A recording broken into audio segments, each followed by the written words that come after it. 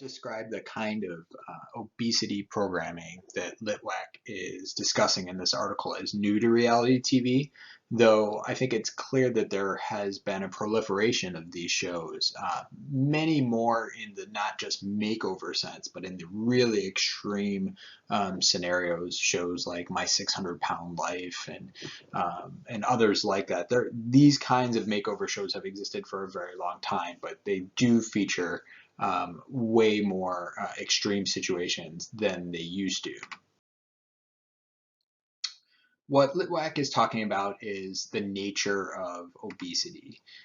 So for Litwack, obesity is defined as a correlation between your current body mass and then the potential illnesses and health problems that may come about. So those kinds of problems might include heart disease, diabetes, hypertension, osteoarthritis, and even in some cases, death.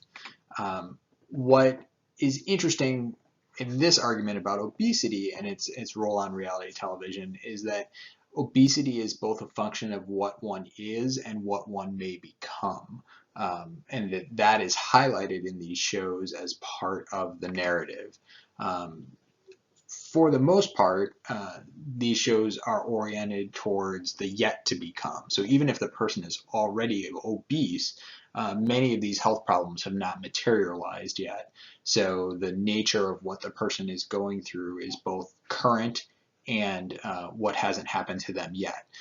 What Litwack calls the difference between the actual and the potential.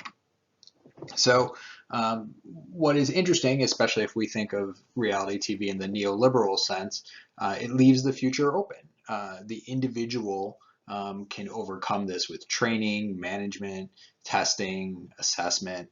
The focus on the individual, though on these shows, there's a great deal of intervention from healthcare professionals or exercise coaches or chefs.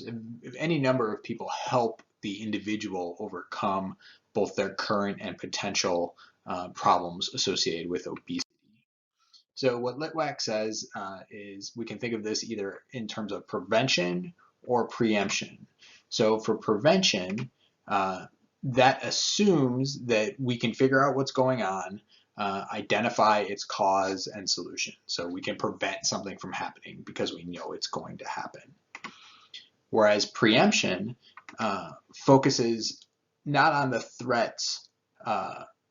It doesn't assume that we know what's causing the threat, nor do we know what the solution is. So how do we preempt what we don't know is coming, according to Litwack? So it's a little more unclear and mysterious when we work in the preemption phase, because you're not tackling something that is already a threat. You're trying to prevent the threat from existing at all.